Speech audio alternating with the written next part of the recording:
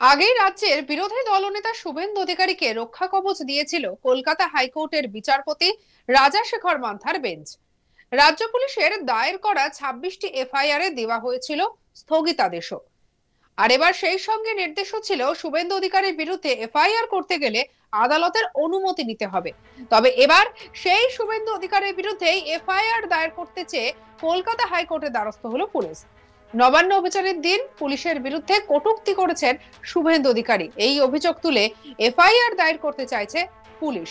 বৃহস্পতিবার এই ইস্যুতে আদালতের দৃষ্টি আকর্ষণ করেছে রাজ্য।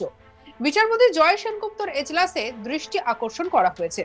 প্রসঙ্গত, নবান্ন অভিযানের দিন কলকাতার পুলিশ কমিশনারকে কড়া ভাষায় আক্রমণ করে শুভেন্দু অধিকারী। শুভেন্দু যে ভাষা ব্যবহার করেছেন তা আইন বিরুদ্ধ বলে অভিযোগ পুলিশের, আর সেই কারণেই এফআইআর দায়ের করতে চাইছে পুলিশ। শুনে নেওয়া যাক এই বিষয়ে আমাদের প্রতিনিধি মানুষের কি রিপোর্ট।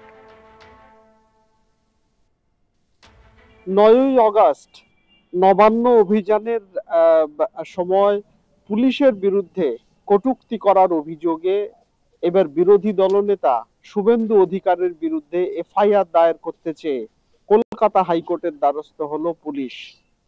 রাজ্যের তরফে বিচারপতি জয় সেনগুপ্তর বেঞ্চে প্রথমে দৃষ্টি আকর্ষণ করে এই বিষয়ে মামলা দায়ের করার আর্জি জানানো হলেও তিনি প্রথমে সেই আর্জি খারিজ করে দেন।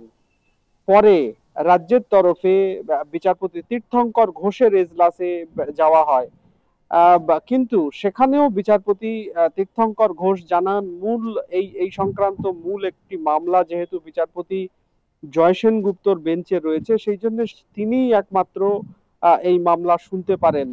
পরে ফের রাজ্যের পক্ষে পুলিশের পক্ষে ফের বিচারপতি জয় সেনগুপ্তর বেঞ্চের দৃষ্টি আকর্ষণ করে এই বিষয়ে অনুমতি চাওয়া হয়। বিচারপতি জয় সেনগুপ্ত অবশ্য জানিয়েছেন তিনি মামলা শুনতে পারেন, কিন্তু রাজ্যকে তার পরামর্শ, পুলিশকে তার পরামর্শ এই মামলা করার আগে আপনারা ভেবে দেখুন মামলা করবেন কিনা।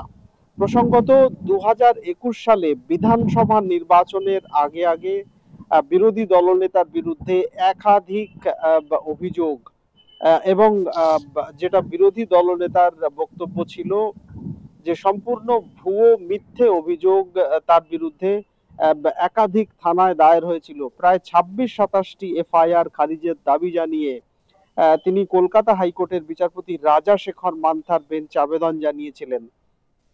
শেষমেশ 2022 সালের শেষ নাগাদ বিচারপতি রাজাশেখর মান্থা এক নির্দেশে জানান বিরোধী দলনেতার বিরুদ্ধে রাজ্য বা পুলিশ কেউই কোনো এফআইআর দায়ের করতে পারবে না আদালতের অনুমতি ছাড়া।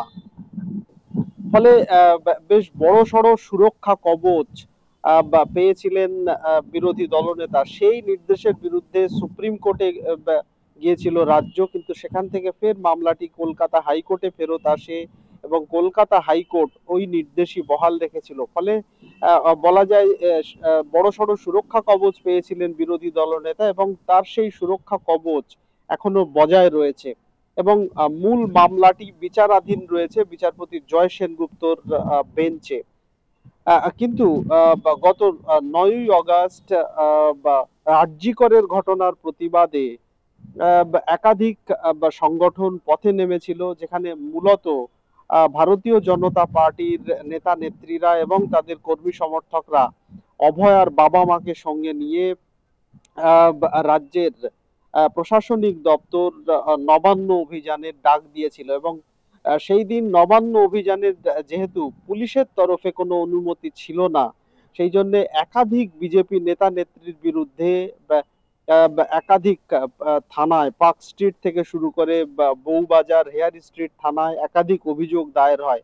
ইতিমধ্যেই বিজেপি নেতা ও বিধায়ক অশোক দিন্দা, অর্জুন সিং, শঙ্কুদেব পণ্ডা সহ সজল ঘোষ তারা কলকাতা হাইকোর্টের দ্বারস্থ হয়েছেন। তাদের বিরুদ্ধে যে এফআইআর দায়ের হয়েছে বা কারো কারো বিরুদ্ধে অভিযোগ দায়ের হয়েছে সেগুলো খারিজ করার দাবি জানিয়ে ইতিমধ্যেই বিচারপতি জয় সেনগুপ্ত অশোক দিন্দার আগাম জামিন মঞ্জুর করেছে, কারণ বিচারপতির মনে হয়েছে তার বিরুদ্ধে যে অভিযোগ সেই অভিযোগে তাকে কাস্টোডিয়াল ইন্টারোগেশন অর্থাৎ তাকে হেফাজতে নিয়ে জিজ্ঞাসাবাদ করার প্রয়োজন নেই, তার জন্য তার আগাম জামিন মঞ্জুর করেছে আদালত। যদিও রাজ্য পুলিশের তরফে কল্যাণ বন্দ্যোপাধ্যায়ের দাবি ছিল যে তিনি একজন বিধায়ক হয়ে যেরকম ভাষায় কথা বলেছেন তা সম্পূর্ণ আইন বিরুদ্ধ। একই সঙ্গে কালী খটিক তারও আগাম জামিন মঞ্জুর করেছে কলকাতা হাইকোর্ট। আগাম তাকে সুরক্ষা কবচ দিয়েছে কলকাতা হাইকোর্ট। যদিও তার বিষয়টি 21 আগস্ট ফের শুনানি রয়েছে। একই রকম ভাবে অর্জুন সিং এবং শঙ্কুদেব পন্ডার বিরুদ্ধে যে অভিযোগ দায়ের হয়েছে সেই সংক্রান্ত অভিযোগ খারিজের দাবি জানিয়ে তারা কলকাতা হাইকোর্টের দ্বারস্থ হয়েছেন। এই সমস্ত মামলার 21 আগস্ট শুনানি রয়েছে বিচারপতি জয় সেনগুপ্তর বেঞ্চে।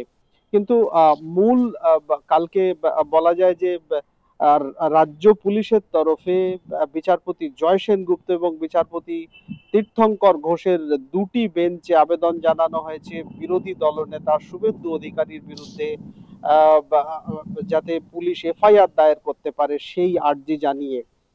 কারণ পুলিশের বক্তব্য শুভেন্দু অধিকারী ওই দিন নগরপালের বিরুদ্ধে, কলকাতার নগরপালের বিরুদ্ধে যে ভাষায় কথা বলেছেন, যে কটূক্তি করেছেন তা আইন বিরুদ্ধ এবং তার বিরুদ্ধে এফআইআর দায়ের করার অনুমতি দিক কলকাতা হাইকোর্ট। বিচারপতি জয় সেনগুপ্ত মামলা শুনবেন বলে জানিয়েছেন, কিন্তু একই সঙ্গে তিনি রাজ্যকে পরামর্শ দিয়েছেন যে আপনারা মামলা দায়ের করবেন কিনা আগে সেটা ভেবে দেখুন, তারপর মামলা করুন। প্রসঙ্গত বিরোধী দল নেতাকে 2022 সালের ডিসেম্বর মাসে রক্ষা কবচ দিয়েছিল বিচারপতি রাজাশেখর মান্থা।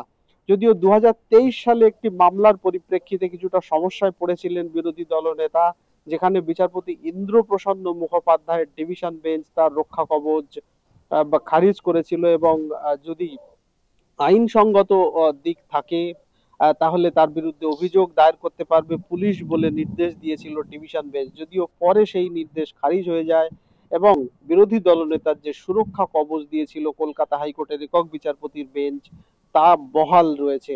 আপাতত কলকাতা হাইকোর্টের দ্বারস্থ হয়েছে রাজ্য পুলিশ বিরোধী দলনেতার বিরুদ্ধে এফআইআর দায়ের করার আর্জি নিয়ে। উল্লেখ্য, সম্প্রতি নবান্ন অভিযানের দিন কলকাতার পুলিশ কমিশনারকে কড়া ভাষায় আক্রমণ করেন শুভেন্দু অধিকারী। কি বলেছিলেন শুনবো।